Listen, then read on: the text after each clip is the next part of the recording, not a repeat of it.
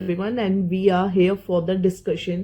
किसका discussion? Economy के current affairs का. ठीक है, इकोनॉमी प्लस जो इकोनॉमी का डायनामिक पार्ट जो न्यूज़ में था वो वाला, उसके साथ में जो भी आपके national international and like know schemes government की या कोई भी प्रोजेक्ट जो कि न्यूज़ में था वो हम डिस्कस करने वाले हैं. ठीक है, तो please stay tuned with me in this session. Now let us begin with the session.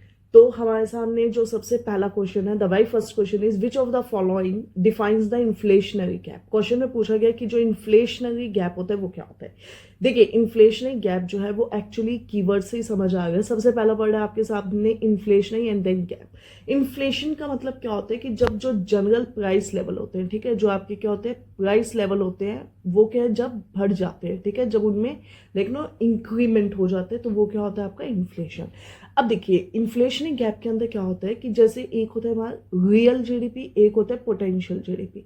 Potential GDP का मतलब क्या है कि हमने सोचा कि इस बार हमारी इकोनॉमी लाइक नो अराउंड 70% या लाइक नो 70 कोई एक डिजिट है मान लेते हैं, उतना जीडीपी होगा. ठीक है, लेकिन एक्चुअल में व्हाट हैपेंस नो जीडीपी हो जाता है आपका 100. मतलब पोटेंशियल का मतलब एक्सपेक्टेड उतना है, बट हमारी जो इकोनॉमी है वो 100 क्रॉस कर जाती है मान लेते हैं. ठीक है, तो जब रियल जीडीपी यानी जो एक्चुअल आउटपुट है 100 वाला, जो एक्चुअल आउटपुट है वो पोटेंशियल वाले से क्या है ज्यादा है, तो वो क्या है इन्फ्लेशन लाएगा ना इकोनॉमी में. कि आपने सोचा था कि इकोनॉमी 70 तक जाएगी, चला वो 100 गया, तो मतलब वो उतना 30 का जो गैप है उससे कि इन्फ्लेशन इकोनॉमी में आ जाएगा. ठीक है, तो इसका आंसर क्या हो जाएगा? Option number C. ठीक है, चलिए चलते हैं नेक्स्ट क्वेश्चन पे. An inflation measures which include transitionary और टेम्परेरी प्राइस वॉलेटिलिटी. ठीक है, तो क्या होता है, देखिए दो तीन चीजें होती है. जैसे एक होता है कोर इन्फ्लेशन, एक होता है हेडलाइन इन्फ्लेशन. हेडलाइन इन्फ्लेशन कौन सा इन्फ्लेशन होता है? जिसके अंदर लाइक नो फ्यूल और फूड, ठीक है, फ्यूल और फूड दोनों के जो प्राइसेस होते हैं ना वो इंक्लूड होते हैं. मतलब सारे जितने भी प्राइसेस आपके वो सब क्या होंगे? इंक्लूड होंगे. वो तो होता है हेडलाइन. बट जब हम एक्चुअल में लाइक नो कॉर इन्फ्लेशन में क्या होता है कि जब आपका ये फूड और फ्यूल के जो प्राइसेस है ना ये क्या होता है माइनस हो जाते हैं. मतलब हेडलाइन में तो वो ऐड होते हैं, कॉर इन्फ्लेशन में उनको हम क्या कर देते हैं? एक्सक्लूड कर देते हैं. एक्सक्लूड करने से क्या होता है, जो एक्चुअली में इकोनॉमी के अंदर वोलाटाइल फ्लक्चुएशंस हमें मार्केट रेट्स में दिखते हैं वो क्या होते हैं, उसका इफेक्ट मिनिमाइज हो जाता है. ठीक है, अब क्वेश्चन में क्या पूछा है कि वो इन्फ्लेशन मेजर जिसके अंदर हम ट्रांजिशनल एंड टेम्परेरी जो प्राइस वोलाटाइल है उसको इंक्लूड करते हैं. तो जब हम जिसको अगर इंक्लूड करते हैं तो उसको हम क्या बोलते हैं? आपका हेडलाइन इन्फ्लेशन. ठीक है, क्या बोलते हैं? Headline inflation. और जब एक्सक्लूड करते हैं उसको हम क्या बोलते हैं? Core inflation. ठीक है, क्वेश्चन में इंक्लूड वाला पूछा तो इसका आंसर क्या हो जाएगा? Apple headline inflation. जो स्टैगफ्लेशन है उसमें क्या होता है? इंप्लॉयमेंट कम हो जाती है, मतलब अनएम्प्लॉयमेंट क्या होती है वो बढ़ जाती है. ठीक है, तो जब महंगाई आती है तो उसके साथ बेसिकली होना तो क्या चाहिए कि आपका इंप्लॉयमेंट है वो क्या बढ़ना चाहिए. लेकिन स्टैगफ्लेशन में क्या होता है कि स्टैग्नेशन आ जाता है, यानी इन्फ्लेशन तो बढ़ गया लेकिन अनएम्प्लॉयमेंट भी बढ़ गया, यानी इंप्लॉयमेंट कम हो गया अनएम्प्लॉयमेंट बढ़ गया. ठीक है, लेकिन फिलिप्स कर्व क्या दिखाते हैं? इन्फ्लेशन एंड अनएम्प्लॉयमेंट में रिलेशन. ठीक है, तो देखिए फिलिप्स कर्व एक तो पहले जो थे वो सर फिलिप्स से लाए थे. ठीक है, और इसके अंदर जो रिलेशनशिप है, ठीक है, उसको दिखाया जाता है. अब हम चलते हैं नेक्स्ट क्वेश्चन पे. Which of the following are the correct with respect to disinflation. अब देखिए डिफ्लेशन सबसे पहले हम डिस्कस करते हैं. डिफ्लेशन, डिफ्लेशन क्या होता है और इन्फ्लेशन क्या होता है? देखिए इन्फ्लेशन में तो क्या होता है आपके जो रेट होते हैं ना मार्केट रेट होते हैं वो बढ़ते हैं. ठीक है, और डिफ्लेशन में क्या होता है? कम हो जाता है. मतलब इन्फ्लेशन का मतलब महंगाई, डिफ्लेशन का मतलब मंदी. ठीक है, डिसइंफ्लेशन अगर आप देखेंगे तो अगेन दो वर्ड से बना है. एक तो वर्ड हो गया आपका डिस और एक हो गया इन्फ्लेशन. अब देखिए डिसइंफ्लेशन का मतलब क्या है कि इन्फ्लेशन तो है लेकिन इन्फ्लेशन की जो रेट है वो कम है. मतलब फॉर एग्जांपल पहले इन्फ्लेशन 10% था, ठीक है, अब इन्फ्लेशन तो है, महंगाई तो है, लेकिन अब वो 9% से यानी 1% से कम हो गया. तो इन्फ्लेशन तो है. कोई चीज है वो 100 रुपए की थी, फिर वो लाइक नो 200 की हो गई मान लेते हैं, और फिर वो होती है 210 की. तो जो 100 से 200 की हुई उसमें तो कितने परसेंट इन्फ्लेशन है? 100% ना. मतलब पहले 100 की मिल रही थी, अब वही चीज आपको 200 की मिल रही है, लेकिन फिर वो 210 की है, तो अब उसमें बहुत ही कम इन्फ्लेशन है. मतलब अब वो थोड़े 100% का इन्फ्लेशन तो ये होता है, लेकिन इन्फ्लेशन तो है ना 100 से 200, 200 से 210. Inflation is there but rate है जो कम हो गया, ये होता है डिसइन्फ्लेशन. ठीक है, अब हम इसका स्टेटमेंट देखते हैं. Reduction in the rate of inflation, जो आपका लाइक नो इन्फ्लेशन होता है उसकी जब रेट जो डिक्रीज हो जाती है, ठीक है, क्या हम उसको बोलते हैं डिसइन्फ्लेशन, ठीक है। सेकंड स्टेटमेंट है डिसफ्लेशन। डिसइन्फ्लेशन के टाइम में जो कमोडिटी के प्राइस है हमेशा कम होते हैं, ऐसा नहीं है, प्राइसेस कम नहीं होते हैं, रेट ऑफ इन्फ्लेशन जो है वो कम हो जाता है। तो इसका आंसर क्या हो जाएगा? Option number A. अभी स्टैगफ्लेशन, अभी मैं यही आपको समझा रही थी, स्टैग्नेशन प्लस इन्फ्लेशन। तो इसमें क्या होता है? इन्फ्लेशन यानी महंगाई भी है मार्केट में, लेकिन उसके साथ साथ में एम्प्लॉयमेंट जो है वो क्या कम है, यानी अनएम्प्लॉयमेंट जो है वो ज्यादा है, यानी एम्प्लॉयमेंट कम है और अनएम्प्लॉयमेंट क्या है? ज्यादा, यानी बेरोजगारी ज्यादा है। तो स्टैग्नेशन, स्टैग्नेशन मतलब रुक जाना, फ्लेशन यानी इन्फ्लेशन। तो इन्फ्लेशन के साथ में जब आपका एम्प्लॉयमेंट लेवल कम हो जाता है, ठीक है।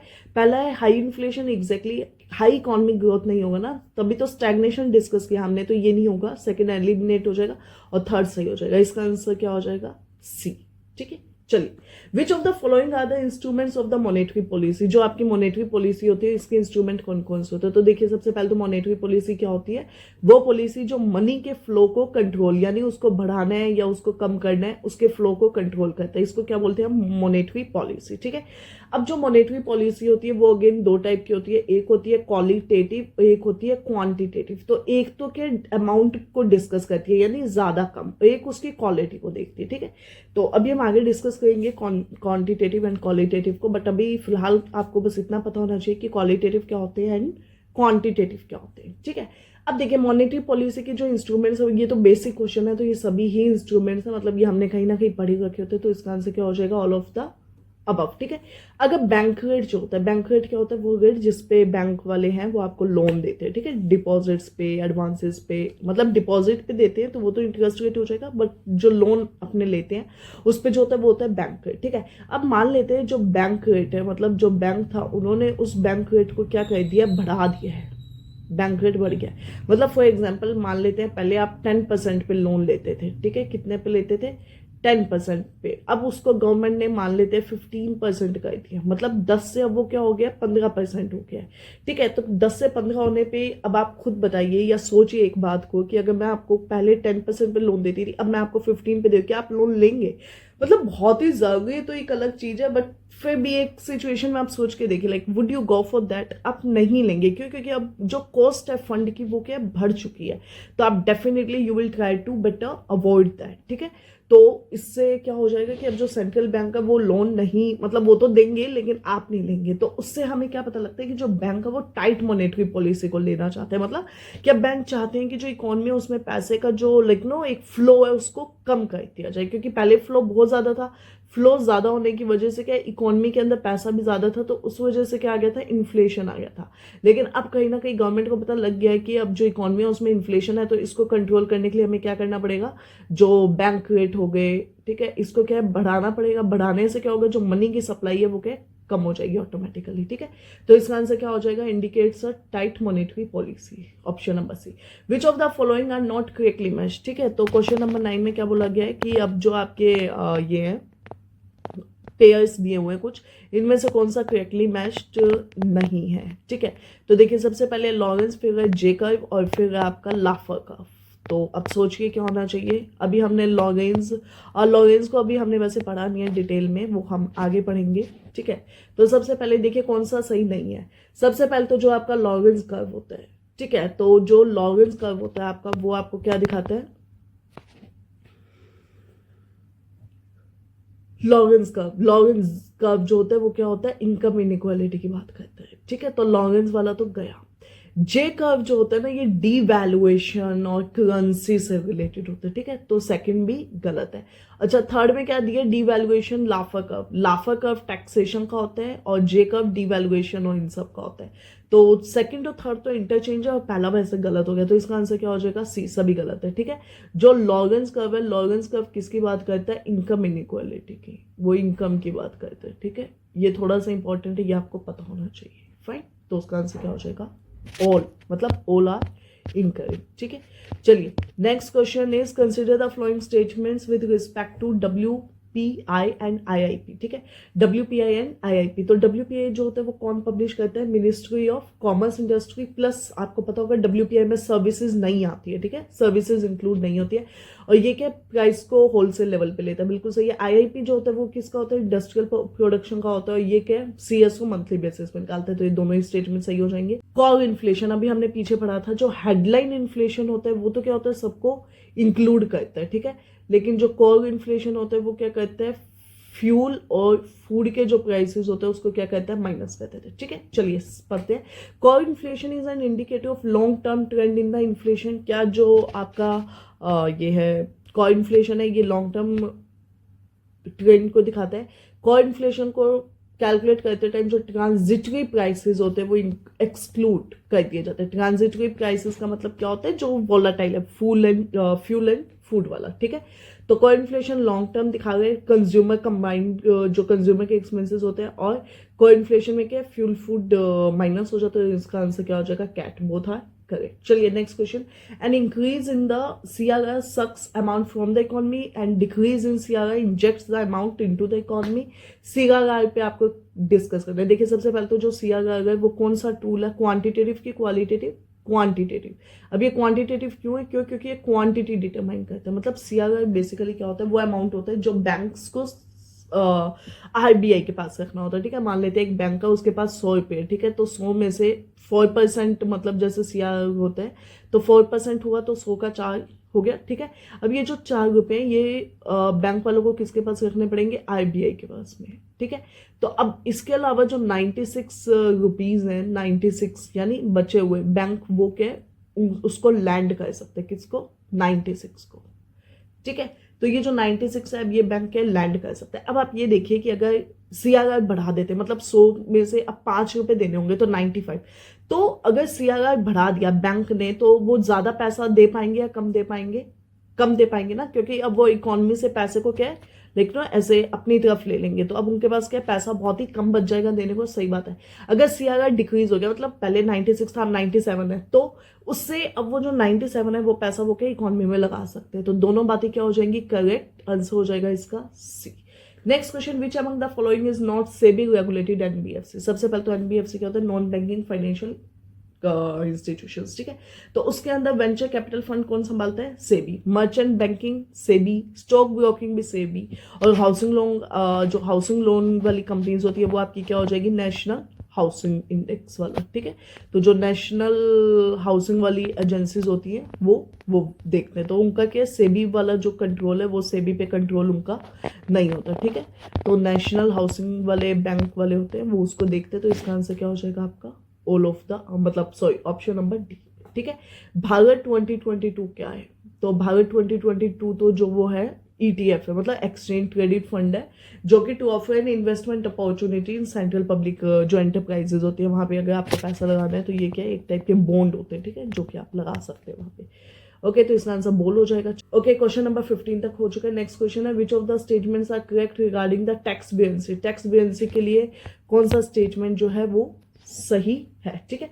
तो it is a relationship between tax revenue and changes in the tax rate, ठीक है। सेकंड स्टेटमेंट है, टैक्स जो है वो बेयरंट होगा अगर टैक्स रेवेन्यू जो बढ़ता है वो टैक्सेस की वजह से बढ़ता है। देखिए सबसे पहले तो टैक्स जो बेयरेंसी होता है, ठीक है, ये जब बढ़ता है ना तो मतलब जो टैक्स का रेवेन्यू बढ़ता है वो without increase in tax rate के बढ़ता है, तभी तो बेयरंट होगा ना, नहीं तो अगर वो बढ़ गए तो फिर वो बेयरंट नहीं हो सकता, ठीक है। उसके बाद में जो टैक्स आपका बेयरेंसी होता है, ये रिलेशनशिप किसके बीच में दिखाता है? Tax revenue and GDP rate, ठीक है, कि अगर आपका जो GDP के अंदर बदलाव आने की वजह से टैक्स रेवेन्यू बढ़ता है। फॉर एग्जांपल अगर गवर्नमेंट ने GDP बढ़ा दिया तो उससे टैक्स के अंदर जो बदलाव आएंगे, मतलब वो बढ़ा, तो बेयरेंसी होता है। तो ये पहला स्टेटमेंट गलत हो गया। सेकंड स्टेटमेंट इसलिए गलत है क्योंकि टैक्स जो बेयरेंट है, अगर टैक्स रेवेन्यू बढ़ेगा विदाउट इंक्रीज, मतलब टैक्स रेट के बिना बढ़े जब रेवेन्यू बढ़ेगा, ठीक है, तो इसका आंसर क्या हो जाएगा? None.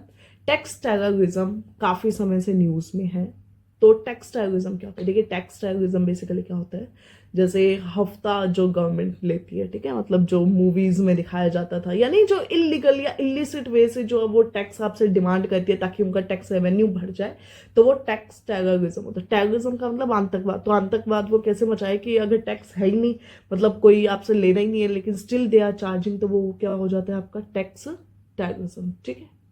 Next question, which of the below statement best describes the term goldilocks? ठीक है, तो गोल्डी लॉक जोन आप सभी ने पढ़ा होगा साइंस एंड टेक्नोलॉजी में। क्या होता है goldilocks zone? Goldilocks zone वो होता है जो कि ना तो मतलब एक हैबिटेबल जोन होता है, मतलब जहां पे आप आराम से रह सकते हैं, वो गोल्डी लॉक है। मतलब वो ज्यादा ना ही एक्सट्रीम है, ना ही वो बहुत ही ज्यादा लाइक ओवर गए, ठीक है। तो गोल्डी लॉक जोन कौन सा जोन होता है? जो एक हैबिटेबल जोन होता है, ठीक है, आप आराम से सस्टेन कर सकते हैं। तो इकोनॉमी गोल्डी लॉक कौन सी होनी चाहिए? देखिए एक सोशल बात है कि जब इकोनॉमी एकदम बेटर लाइक नो अपने ऑप्टिमम बेस्ट ऑप्टिमम पे काम करती है, ठीक है। चलिए पढ़ते हैं। An economy that is too hot, बहुत ही ज्यादा हॉट है इन्फ्लेशन की वजह से। What I told, Goldy lock का मतलब ही क्या होता है? कंफर्ट वाला, ठीक है। तो पहला हम निकालते हैं एक इकोनॉमी जो कि स्टक हो चुकी है हॉट कोल्ड के बीच में, in other word doesn't sustain, वो सस्टेन नहीं कर पाई। But what I told is Goldy lock का जो एकदम लिटरल मीनिंग है, ठीक है। Third, an economy that is neither cold enough to support stimulus measures nor hot enough to sustain growth, an economy that is not so that it causes and not so cold that it causes a recession which allows a market friendly monetary policy। अब देखिए मैंने अभी आपको क्या बताया था कि Goldilock zone क्या होता है कि जो कि बहुत ही एक कंफर्टेबल सिचुएशन क्रिएट कर देता है, ठीक है। तो अब इसका आंसर आपके सामने हो जाएगा, तो इसका आंसर क्या हो जाएगा? ऑप्शन नंबर डी, मतलब बीच की एकदम इकोनॉमी है जिसमें ना इन्फ्लेशन है ना रिसेशन है, आप अच्छे से डिसीजन ले सकते हैं, ठीक है। Physical stimulus, again I would say terms पे जाइए। जब इकोनॉमी के क्वेश्चंस हो तो इकोनॉमी के क्वेश्चंस को करने का the best way is keywords, ठीक है। आप कीवर्ड्स को देखिए, फिजिकल एंड स्टिमुलस। फिजिकल का मतलब जो गवर्नमेंट की फिजिकल पॉलिसीज, मतलब रेवेन्यू एंड टैक्स की जो पॉलिसीज होती है। स्टिमुलस मतलब उसको स्टिमुलस करना, यानी थोड़ा सा क्या करना, पुश देना, ठीक है। तो फिजिकल स्टिमुलस के लिए अब आपके सामने जो स्टेटमेंट्स हैं उसे पढ़िए। पहला स्टेटमेंट है, it is a massive investment by the government. एक मैसिव इन्वेस्टमेंट है किसमें? मैन्युफैक्चरिंग सेक्टर में, ओके। ये एक अफर्मेटिव एक्शन है गवर्नमेंट का, किस लिए? बूस्ट इकोनॉमिक एक्टिविटी के लिए। ये एक इंटेंसिव एक्शन है फाइनेंशियल इंस्टीट्यूशंस का to ensure disbursement of loan. देखिए लोन जैसा कुछ भी नहीं है, ठीक है। स्टिमुलस का मतलब क्या है कि बस एक हल्का सा हमें क्या देना है? पुश देना है, ठीक है। Extreme affirmative action by the government to pursue its policy of financial inclusion, नहीं। तो ये क्या एक अफर्मेटिव एक्शन है गवर्नमेंट का जिससे कि जो इकोनॉमिक एक्टिविटी है इकोनॉमी की कंट्री की वो क्या बूस्ट हो जाए। Option number B. MSME sector के लिए सही स्टेटमेंट कौन सा है? Cheap labour, minimum overhead, okay, यानी एक्सपेंसेस कम है, इंकरेज करता है आपका। देखिए एमएसएमई से क्या होता है ना, बहुत ही वल्नरेबल सेक्शन जैसे विमेन हो गई या कोई दलित हो गए, एससी एसटी, इन सबको क्या एक तो जॉब मिलती है। तो इससे क्या एक तो जो फाइनेंशियल इंक्लूजन वाला कॉन्सेप्ट है वो आता है, ठीक है। लार्ज स्केल इंप्लॉयमेंट जब मिलेगी तो वो अपने आप इंप्लॉयमेंट लाएगा, ठीक है। तो ये एक बेसिक क्वेश्चन है। ऑप्शन नंबर ए इसका क्या हो जाए करेक्ट आंसर। आपको एमएसएमई से रिलेटेड क्या क्या पता होनी चाहिए? एक तो रैम्प स्कीम, आरएएमपी, ठीक है, ये मैंने ऑलरेडी आपके टेस्ट में भी दिया हुआ है, रैम्प स्कीम और वर्ल्ड बैंक, ठीक है। तो एक तो ये पता होना चाहिए। उसके बाद में जो एमएसएमई है उनके नए टर्नओवर इन्वेस्टमेंट के रेशियोज आपको पता होने चाहिए। फाइन, चलिए नेक्स्ट क्वेश्चन है। इंडिपेंडेंस डे स्पीच में PM urged for zero effect zero defect. अब ये क्या होता है zero effect and zero defect, ठीक है। देखिए जीरो इफेक्ट एंड डिफेक्ट का मतलब अगर आप थोड़ा सा उसमें जाए, मतलब लाइक नो थोड़ा सा इन डेप्थ में जाएंगे तो जीरो इफेक्ट और डिफेक्ट दोनों ही किससे रिलेटेड है? ऑलमोस्ट आपका जैसे एमएसएमईज वगैरह होते हैं, ठीक है, इनके लिए। तो उसके अंदर क्या होता है कि जो आप प्रोडक्ट बनाते हैं उसमें कोई भी प्रकार का डिफेक्ट नहीं होना चाहिए, मतलब जो प्रोडक्ट है एकदम डिफेक्टलेस होने चाहिए। तो पहली बात ये, और दूसरा क्योंकि आप अच्छे प्रोडक्ट बनाएंगे तो फिर उससे इन्वायरमेंट भी हर्ट नहीं होना चाहिए। मतलब क्लाइमेटिक कंडीशंस जो है वो ऑलरेडी बहुत हार्श हैं, तो अगर कल को आप वेस्ट रिलीज करवा गए अपनी इंडस्ट्री से तो वो बहुत ही ज़्यादा इकोनॉमी को क्या है इन्वायरमेंट को डिस्टर्ब करेगा, ठीक है। तो zero defect and zero effect scheme MSMEs के लिए option number B is the correct answer for question number 21, ठीक है।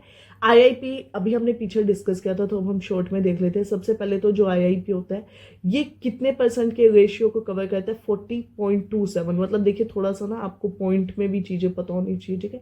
40.27, तो 40.27 क्या है इसका रेशियो है, किसका? आईआईपी का। सबसे पहली बात, इसमें कितनी इंडस्ट्रीज आती है? टोटल 8, कितनी आती है 8, कोर इंडस्ट्रीज की बात कर रही हूँ मैं यहाँ पे, ठीक है। तो वो कितनी है टोटल 8, उनमें से सबसे ज्यादा किसका है रिफाइनरी का, सबसे ज्यादा किसका है रिफाइनरी का, और सबसे कम किसका है फर्टिलाइजर का, किसका फर्टिलाइजर का, ठीक है। तो देखिए थर्ड स्टेटमेंट तो गया 8 इंडस्ट्रीज है वो तो बात ठीक है, लेकिन सीमेंट का नहीं, सबसे कम किसका फर्टिलाइजर का। 8 को इंडस्ट्रीज 100% वेट लेती है नहीं, कितना लेती है 40.27, अभी हमने डिस्कस भी किए, ठीक है।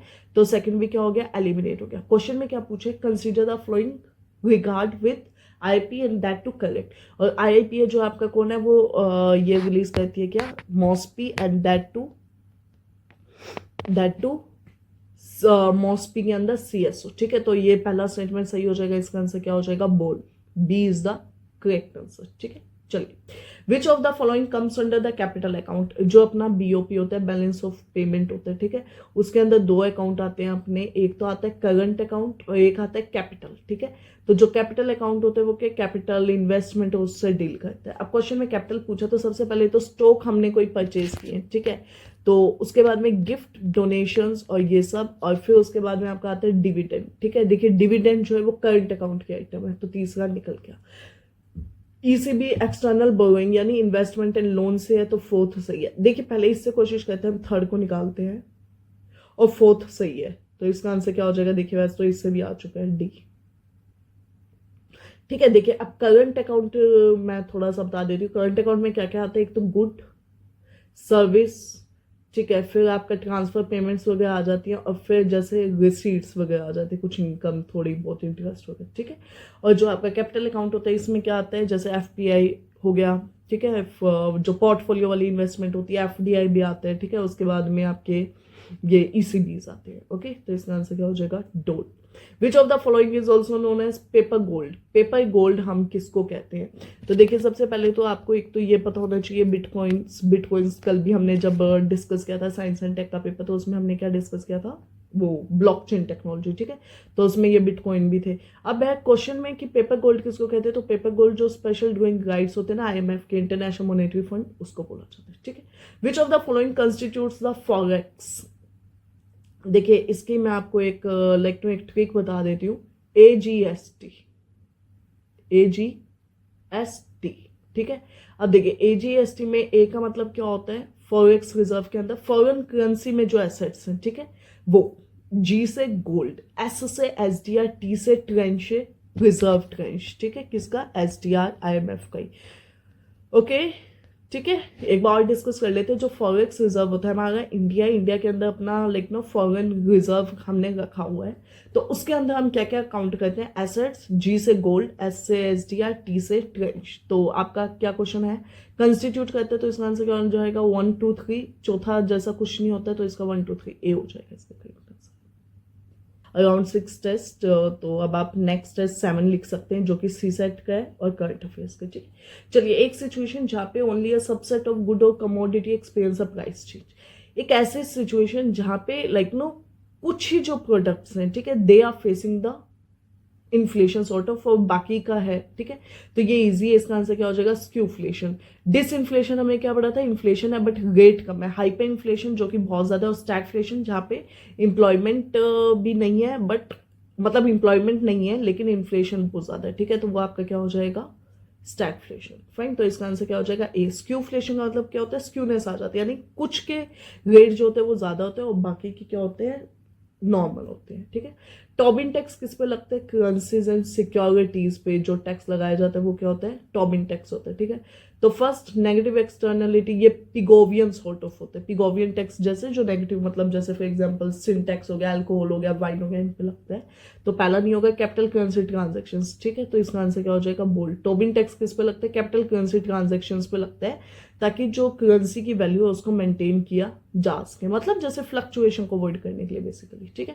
It is the component of overall unemployment that result from economic upturn and downturn. It results when the overall demand for goods and services and economy cannot support full employment. It rises during recession and decline. देखिए ये question थोड़ा easy है, मतलब जब अपने इसकी बात करते हैं, किसकी, बिजनेस साइकिल्स की, ठीक है। तो जो बिजनेस साइकिल होती है, उस बिजनेस साइकिल के अंदर क्या होता है, कभी कभी एक ऐसी सिचुएशन होती है जब आपके रेट्स बढ़ते हैं, मतलब जो आपकी इकोनॉमी बहुत ही अच्छा काम कर रही होती है, ठीक है। जैसे उसको बेसिकली अपने क्या बोलेंगे, बूम पीरियड होता है, ठीक है। तो इकोनॉमी बहुत ही अच्छा काम करती है, और कभी कभी बिजनेस साइकिल लॉस हो जाता है, जैसे कोविड वाला जो फेज था, ठीक है। जब हम कोविड की बात करते हैं तो कोविड के टाइम में क्या हो रहा था, जितने भी बिजनेस थे वो क्या है, ज्यादातर लॉस में जा रहे थे, ठीक है। डिजिटल मीडिया को छोड़ के बाकी सबके लॉस में जा था, कब, कोविड के टाइम में।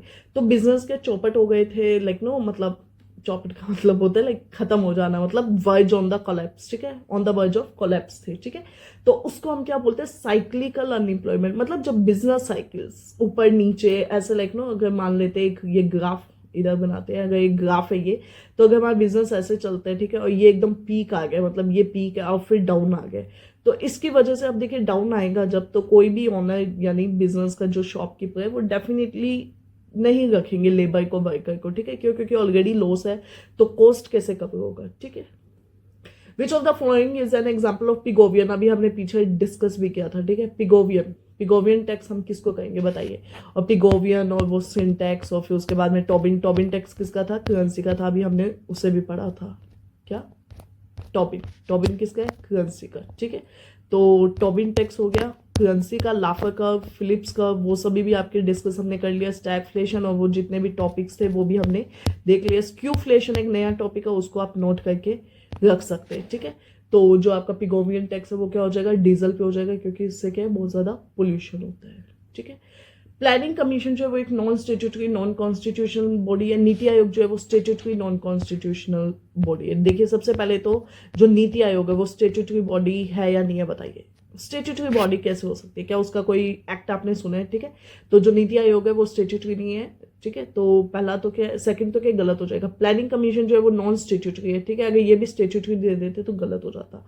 तो नॉन स्टेट्यूटरी का मतलब क्या है, जैसे एग्जीक्यूटिव के रेजोल्यूशन से बनती है, और फिर नॉन कॉन्स्टिट्यूशन मतलब कॉन्स्टिट्यूशन में ये मेंशन नहीं है, तो इसका आंसर क्या हो जाएगा, ए, दूसरा गलत है। बाकी आपको प्लानिंग कमीशन, नीति आयोग, ये थोड़ा चीजें डिटेल में पता होनी चाहिए, ठीक है। जो नेक्स्ट क्वेश्चन है वो है पार्टिसिपेटरी नोट्स। तो पहला स्टेटमेंट है जो पार्टिसिपेटरी नोट्स होते हैं, ठीक है, वो इशू किए जाते हैं फॉरेन इन्वेस्टर्स से, ठीक है, आउटसाइड इंडिया। सेबी का कोई भी जुरिस्डिक्शन नहीं होता है। देखिए सबसे पहले तो issued by the foreign investor outside India, ये स्टेटमेंट बिल्कुल सही है, ठीक है। इंडिया के बाहर भी इशू होते हैं, जैसे अमेरिका या इंग्लैंड, मतलब वहां पे बाहर होंगे, ठीक है। और सेबी का इस पे कोई जुरिस्डिक्शन नहीं होता है, ठीक है। तो इसका आंसर क्या हो जाएगा, बोथ, पहला सही है, दूसरा भी सही है, ठीक है। Which of the following items does do form the factor of production अपनी कैपिटलिस्ट इकोनॉमी। कैपिटलिस्ट इकोनॉमी वो इकोनॉमी होती है जहां पे मार्केट फोर्सेस काम करती है, जहां पे गवर्नमेंट का बहुत ही कंट्रोल क्या हो जाता है, मिनिमाइज कंट्रोल, मतलब कम ही हो जाता है, पैसा एंड पैसा। कैपिटलिस्ट इकोनॉमी किसकी बात करती है, मनी, ठीक है। और फैक्टर ऑफ प्रोडक्शन का मतलब क्या है, फैक्टर ऑफ प्रोडक्शन का मतलब क्या है कि अगर हमारा एक बिजनेस है तो उसके अंदर हमें क्या क्या चीजें चाहिए उसको चलाने के लिए। तो देखिए अब हमारा अगर मान लेते हैं बिजनेस है, तो उसमें क्या हमें सबसे पहले लैंड चाहिए होगा, ठीक है। फिर क्या लगेगी उस लैंड पे, लेबर। अब लेबर तो है, बट अगर उनके पास पैसा नहीं है तो वो क्या करेंगे, तो कैपिटल भी चाहिए, और कैपिटल जब आ गई तो फिर हमारा बिजनेस सेटअप हो जाएगा, ठीक है। तो 1 2 3 4 ये मेन टॉपिक क्या आता है कि फैक्टर ऑफ प्रोडक्शन कौन कौन से होते हैं। तो फैक्टर ऑफ प्रोडक्शन कितने होते हैं, 4 होते हैं, ठीक है। कौन कौन से, land, labour, machine and factory या बिजनेस या कुछ भी बोलो आप, ठीक है, एंटरप्राइज, फाइन। चलिए, which of the following statement best describes the term seed capital. Seed capital क्या होता है, देखिए सीड कैपिटल वो होता है कि जब कुछ हम नया नया बिजनेस स्टार्ट करते हैं, ठीक है, तो लाइक नो सीडिंग के लिए, उसको इनिशिएट करने के लिए जब हम कोई कैपिटल लगाते हैं तो उसको हम क्या बोलते हैं, सीड कैपिटल, ठीक है। Essential capital to procure the seeds, ऐसा कुछ नहीं, सीड कैपिटल का मतलब यहाँ पे सीड बीज वाला सीड नहीं है, ठीक है। Capital required to make initial investment stock market, बिल्कुल गलत। स्टॉक जरूरी नहीं ना कि वो स्टॉक मार्केट है।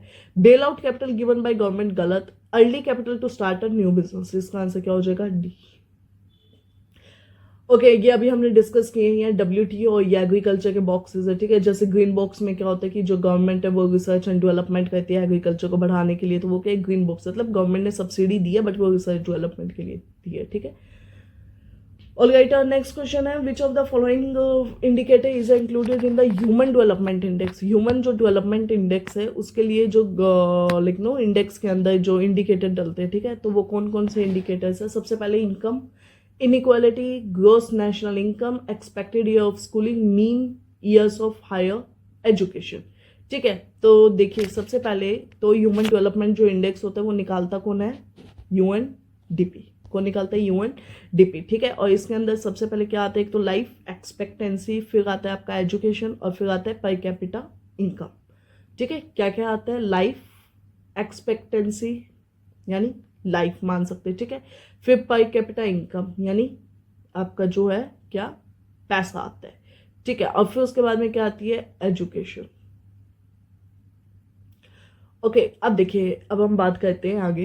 तो सबसे पहले इनकम इनइक्वालिटी जैसा कुछ भी नहीं होता है। ठीक है, तो अगर आप ये भी निकाल देंगे, इनकम की बात करते हैं, पर कैपिटा इनकम, इनइक्वालिटी नहीं देखते, तो उनसे क्या हो जाएगा, इसका बी निकालता कौन है, यूएनडीपी। इंडिकेटर 3 हो गए। ठीक है, और उसके बाद में बाकी सब सिंपल है। ठीक है, और gross national per capita income ये सही है, and expected year of schooling, mean higher, ये गलत हो जाएगा। ठीक है, voluntary increase in the value of domestic currency against a foreign currency is best described as. अब आपकी जैसे मान लेते हैं कि एक देश है, देश की कुछ भी करेंसी की वैल्यू है। ठीक है, तो उसके अगेंस्ट में अगर हमारी जो वैल्यू होती है वो बढ़ जाती है, ठीक है, domestic currency against a foreign currency, मान लेते हैं फॉरेन करेंसी का एक जो डॉलर है वो 80 रुपए का है। एक डॉलर की जो वैल्यू है वो क्या है, 80 रुपये। ठीक है, लेकिन अब जो इंडिया के अंदर क्या हुआ, वही जो एक डॉलर की वैल्यू थी वो कितनी हो चुकी है, 75। अब तो इसको हम क्या बोलते हैं, रीवैल्यूएशन। ये बढ़ता है 75। ठीक है, और देखिए रीवैल्यूएशन और एप्रिसिएशन में भी थोड़ा सा फर्क होता है। जो एप्रिसिएशन होता है मार्केट फोर्सेस की वजह से होता है, और जो रीवैल्यूएशन होता है ये गवर्नमेंट करती है। ठीक है, तो पहले डॉलर की वैल्यू 80 थी, अब वो 75 हो गई, तो इसका मतलब क्या है, रीवैल्यूएशन, हमारी वैल्यू बढ़ गई ना। ठीक है, question number 42। Question number 42 is with respect to plans. ठीक है, तो second 5 year plan was focused on the industrialization of the country.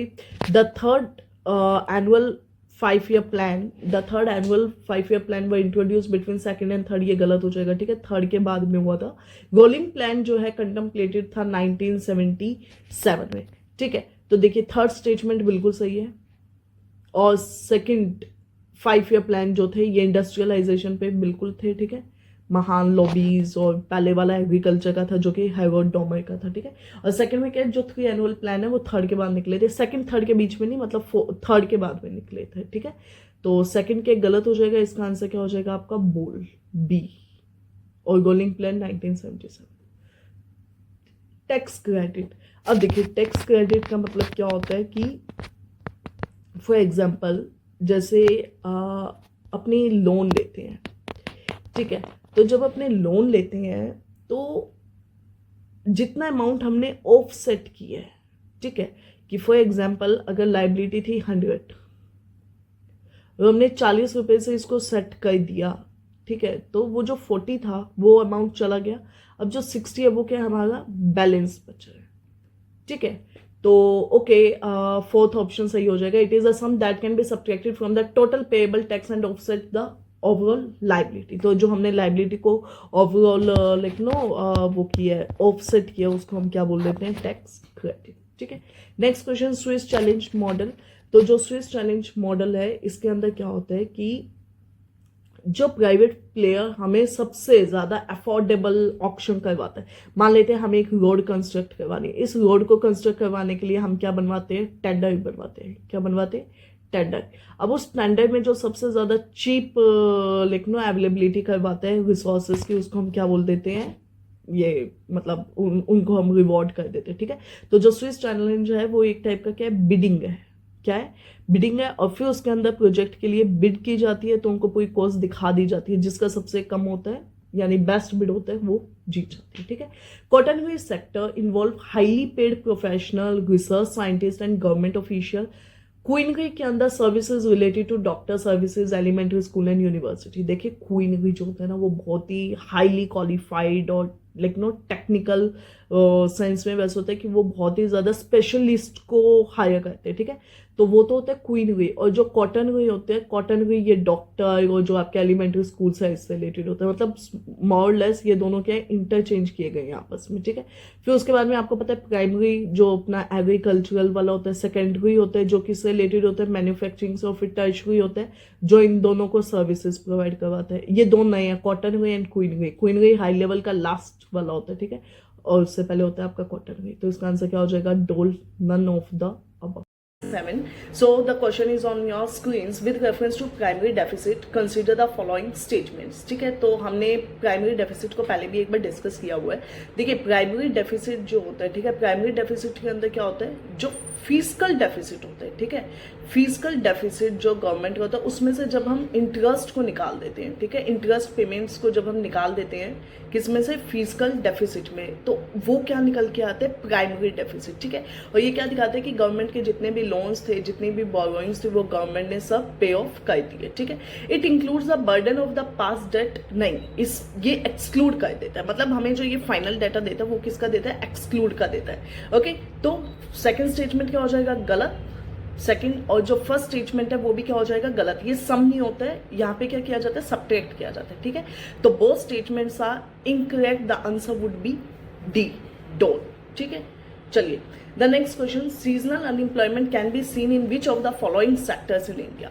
In sectors में से सीजनल अनएम्प्लॉयमेंट कहाँ हो सकता है? देखिए सबसे पहले तो हमें क्या पता होना चाहिए कि सीजनल अनएम्प्लॉयमेंट किसे कहते हैं, ठीक है। तो सीजनल अनएम्प्लॉयमेंट के अंदर क्या होता है कि जैसे फॉर एग्जांपल आइसक्रीम होती है, ठीक है, तो अब जो आइसक्रीम के वेंडर्स होते हैं ये आपको, मतलब अब की बात एक अलग है, अब तो like know in every season you are like know going for something and something, but earlier what used to happen कि अगर फॉर एग्जांपल आइसक्रीम है तो वो समर सीजन ही जाना जाता था उसके लिए, और विंटर्स में आइसक्रीम इतनी लाइक नो सेल नहीं होती थी, ठीक है। तो इस वजह से जो आइसक्रीम वेंडर्स होते थे दे वेंट अनएम्प्लॉयमेंट, ठीक है, they went unemployed in the like know off season.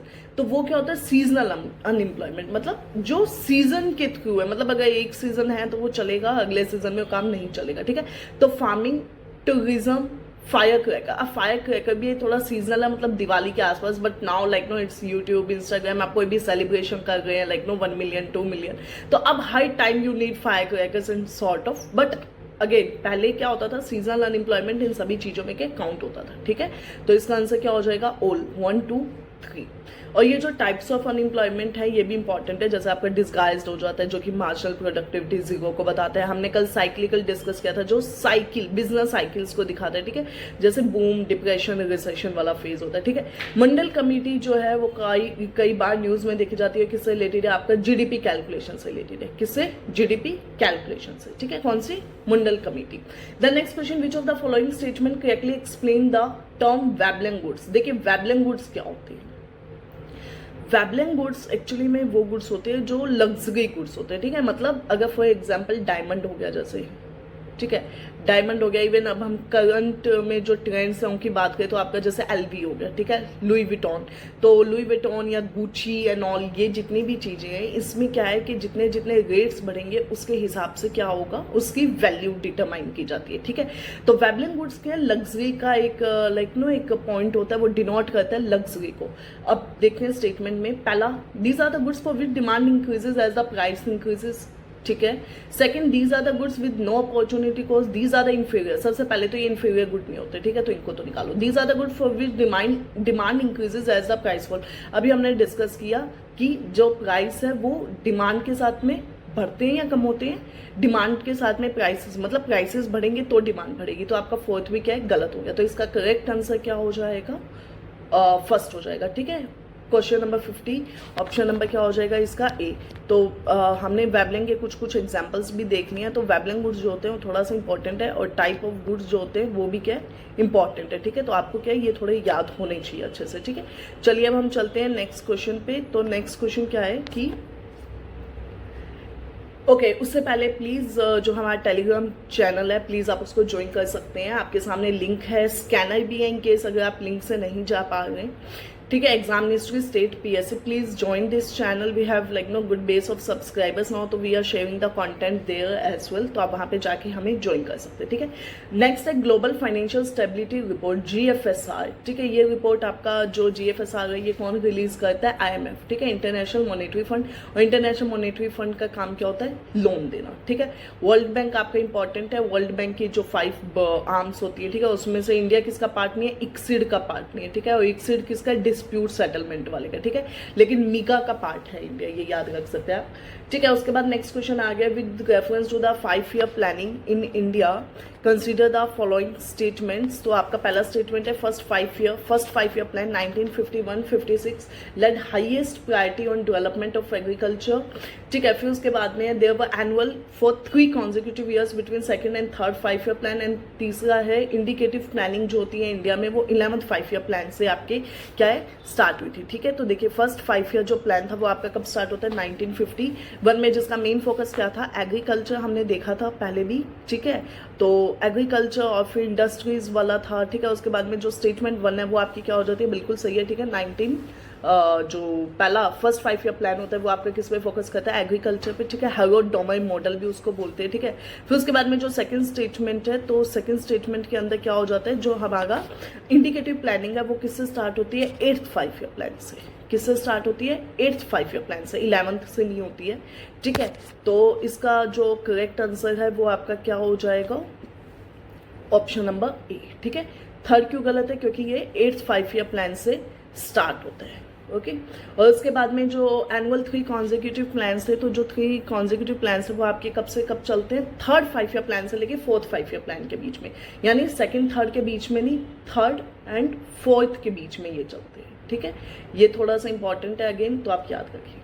चलिए नेक्स्ट क्वेश्चन है with reference to revenue deficit. Revenue deficit का मतलब क्या होता है? कि जो आपका एक्सपेंडिचर रिसीट का माइनस होता है। ठीक है, वो होता है। उसके बाद में effective revenue deficit doesn't take into account those expenditure in the form of grant for creation of capital assets. देखिए जो सेकंड स्टेटमेंट है वो क्या गलत हो जाती है? रेवेन्यू जो इफेक्टिव रेवेन्यू डेफिसिट है, ठीक है, वो क्रिएशन ऑफ कैपिटल ग्रांट को कंसिडर करता है। ठीक है, लेकिन फर्स्ट स्टेटमेंट में क्या है कि जो गवर्नमेंट होती है ना, गवर्नमेंट क्या देखती है कि हमारे जो एक्सपेंडिचर है, ठीक है, एक्सपेंडिचर और जो रिसीट्स है, ठीक है, उसका जो गैप है वो कितना है। तो क्या होता है? गवर्नमेंट का एक्सपेंडिचर एक्सीड कर जाता है, फिर उसको लाइक नो फिर गवर्नमेंट का जैसे जब टोटल निकालते हैं तो फिजिकल डेफिसिट निकलता है। फिर फिजिकल डेफिसिट को एवरेज करने के लिए या उसके गैप को पूरा करने के लिए गवर्नमेंट क्या बोरोइंग करती है, और बोरोइंग से क्या हो जाता है? Crowding out effect. For example कि आपकी एक जो गवर्नमेंट है, ठीक है, अब वो जो गवर्नमेंट है उसको क्या चाहिए? पैसे चाहिए, मतलब फिजिकल डेफिसिट को पूरा करना है। तो डेफिनेटली ये किसको अप्रोच करते हैं? जो लाइक नो मतलब सिटीजन्स है बेसिकली, यानी जो हम कंज्यूमर्स है, हमें वो क्या कहते हैं? लाइक अप्रोच करते हैं। ठीक है, तो उसमें क्या कुछ लोग इन्वेस्टर भी होते हैं। अब इन्वेस्टर जो होता है वो पैसा कहीं और लगाने वाला होता है, बट वो क्या गवर्नमेंट को वो पैसा दे देते हैं। तो क्राउडिंग आउट इफेक्ट इसको बोलते हैं, मतलब अब वो इन्वेस्टमेंट में नहीं लगा पाते वो पैसा। ठीक है, और वो पैसा किसके पास चला जाता है? गवर्नमेंट के पास में चला जाता है। ठीक है, the number of person who remain unemployment for major part, पूरे 1 साल के मेजर पार्ट के अंदर जो लोग अनएम्प्लॉयमेंट रहते हैं उन्हें क्या बोलते हैं? Usual status. ठीक है, तो इसका आंसर क्या हो जाएगा? Option number A, usual status. चलिए नेक्स्ट क्वेश्चन आ गया अपना क्रोनोलॉजिकल ऑर्डर। मैंने आपको पहले भी कहा क्रोनोलॉजिकल ऑर्डर आपको एक तो मॉडर्न हिस्ट्री में बहुत अच्छे से आने चाहिए। ठीक है, मॉडर्न हिस्ट्री में बहुत ही इंपॉर्टेंट है। फिर उसके बाद में इकोनॉमी में कुछ कुछ जैसे बैंकिंग वाले क्वेश्चंस होते हैं ना, इनमें आ जाता है कि आपको कंसिडर करनी है स्टेटमेंट्स। ठीक है, चलिए तो आपके सामने 4 ऑप्शंस आ देयर। ठीक है, अब आपको क्या करना है? इन्हें अरेंज करना है। तो देखिए सबसे पहले है नाबार्ड। नाबार्ड जो है ये कब आया था? 1982। कब आया था? 1982। ठीक है, फिर उसके बाद में जो सेल्फ हेल्प ग्रुप्स वाले, ठीक है, ये कब आते हैं आपके? 92, यानी सीधा 10 साल। ऐसे याद रखो, नाबार्ड आया, नाबार्ड के 10 साल बाद क्या? एसएचजीज आते हैं। ठीक है, फिर जो किसान क्रेडिट कार्ड थे, किसान क्रेडिट कार्ड ये कब आते हैं? 1998 के आसपास में। ठीक है, कब आते हैं? 1998 के आसपास में। और फिर आपके आते हैं रीजनल रूरल बैंक्स, ये आपके कब आ जाते हैं? 1975 में। ठीक है, ऐसे चलते हैं ये। तो सबसे पहले तो हमें क्या करना पड़ेगा? थोड़े से ईयर्स को याद करना पड़ेगा। तो नाबार्ड कब आते हैं? 82 में। सेल्फ हेल्प ग्रुप जो है वो कब आते हैं? 92 में। किसान क्रेडिट कार्ड कब आते हैं? 98 में, मतलब अराउंड 2000। और फिर उसके बाद में आपका क्या आता है? Establishment of regional rural bank. ठीक है, तो रीजनल रूरल बैंक जो है वो कब आते हैं 1975 में। ओके, तो अब आप क्या कर सकते हैं, इनको थोड़ा सा आपको याद करना पड़ेगा, ऑर्डर में अब हम इनको लगा भी सकते हैं, ठीक है। तो अपना आंसर क्या हो जाएगा, देखिए सबसे पहले क्या आता है, फोर्थ ऑप्शन, 75 के बाद 82 वन ऑप्शन, फिर आएगा 2 ऑप्शन और 3, 4 1 2 3 इज द करेक्ट आंसर। तो इसका आंसर क्या हो जाएगा ए। उसमें भी हमने पढ़ा था कि जो नाबार्ड होते हैं ये कौन सी कमेटी से आता है, शिवरमन कमेटी, ठीक है। कौन से से आते हैं, शिवरमन कमेटी, ये इंपॉर्टेंट है, 1982 भी इंपॉर्टेंट है, बाकी आप देख लेंगे आराम से, ठीक है, इजी है। Travel and tourism competitive index जो है वो आपका कौन निकालता है, WEF, कौन रिलीज करता है, WEF, ठीक है। तो इसका आंसर क्या हो जाएगा, ऑप्शन नंबर ए, ठीक है, sorry option number C, WEF, ठीक है, option number C. Next question, in the context of the economy what do you understand by the term reserve tranche position. ये मैंने आपको कल डिस्कस करवाया था जब हमने डिस्कस किया था फॉरेक्स के बारे में, ठीक है। तो फॉरेक्स के अंदर क्या था, क्या कोड बताया था मैंने आपको, AGST। AGST के अंदर ए का मतलब क्या होता है, गोल्ड के एसेट, सॉरी फॉरेन करेंसी के एसेट, जी का मतलब गोल्ड, एस का मतलब क्या होता है, SDR, और टी का मतलब ट्रेंच, ठीक है। अब देखिए ट्रेंच जो होता है वो किसका होता है, IMF का होता है, ठीक है। तो foreign currency amount that a member country made go from the IMF without agreeing to condition, it refers to cash, ये कैश नहीं होता है। It denotes the deposit that bank must keep, no. It refer to reserve of the central government, नहीं। तो इसका answer क्या हो जाएगा, ए। रिजर्व ट्रेंच का मतलब क्या होता है कि कुछ पैसा जो है वो हमने क्या है, रिजर्व में रखा हुआ है, ठीक है। तो क्या कर सकते हैं कि जो मेंबर कंट्रीज होती है, जैसे जो IMF के अंदर मेंबर कंट्रीज होती है वो इससे पैसा निकाल सकती हैं, तो जब IMF से निकालना होता है तो वो पैसा क्या निकाल लेते हैं। तो ऑप्शन नंबर ए, अगेन वो UPSC में भी आए हुए, ठीक है, तो आपको ये भी याद होना चाहिए। उसके बाद में चलिए चलते हैं नेक्स्ट क्वेश्चन पे, नेशनल इंफ्रास्ट्रक्चर पाइपलाइन। तो नेशनल इंफ्रास्ट्रक्चर पाइपलाइन जो है वो क्या है, एक प्रोजेक्ट है, ठीक है। तो पहला स्टेटमेंट हो गया है कि launch the NIP for 2020 to 2030। चलिए आगे चलते हैं पहले हम, ठीक है। और फिर नेक्स्ट स्टेटमेंट के अंदर क्या बोला गया है, जो ऑब्जेक्टिव है वो क्या है, इक्विटेबल एक्सेस देना इंफ्रास्ट्रक्चर फॉर ऑल का। देखिए नेशनल इंफ्रास्ट्रक्चर पाइपलाइन जो प्रोजेक्ट है उसका गोल तो यही है, गोल तो क्या है, बिल्कुल सही है, लेकिन जब इसको जो लॉन्च किया गया था, ठीक है, वो क्या है कि 2020 to 2025 के पीरियड के लिए किया गया था, 2020 to 2030 के लिए लॉन्च नहीं किया था। क्या 5 ईयर्स के लिए लॉन्च किया था, 20 से 25 तक के लिए, यानी अब 5 ईयर्स हो चुके हैं ऑलमोस्ट कंप्लीट, ठीक है। तो इसका फर्स्ट स्टेटमेंट आपका क्या हो जाएगा, इनकरेक्ट हो जाएगा, सेकंड स्टेटमेंट सही हो जाएगा, इसका आंसर क्या हो जाएगा, डो। तो नेशनल इंफ्रास्ट्रक्चर पाइपलाइन के अंदर हमने बेसिकली क्या किया कि ये जो प्रोजेक्ट है, ठीक है, इसको जब हमने लॉन्च किया था तो इसमें हमने कई इंफ्रास्ट्रक्चर के सेक्टर लिए थे कि हम उन इंफ्रास्ट्रक्चर के सेक्टर्स को क्या प्रमोट करेंगे, ताकि उसमें एक तो एम्प्लॉयमेंट आए, एक इंफ्रास्ट्रक्चर बिल्ड हो, ग्लोबल पावर हम लोगों की बढ़े, ठीक है। तो ऐसे करके प्रोजेक्ट हमने 5 साल के लिए लॉन्च किया था, जिससे इंफ्रास्ट्रक्चर फॉर ऑल का आइडिया भी क्या है वो रियलाइज हो जाए, ठीक है। Which of the following 5 year plan of India, कौन सा 5 ईयर प्लान जो है इंडिया का, ठीक है, वो आपका किस पे फोकस करता है, जो ह्यूमन कॉग है, ठीक है, यानी उसका एम्प्लॉयमेंट बढ़ाना। बेसिकली ये ह्यूमन रिसोर्स डेवलपमेंट की बात कर रहे हैं, ठीक है, ह्यूमन रिसोर्स डेवलपमेंट की बात कर रहे हैं।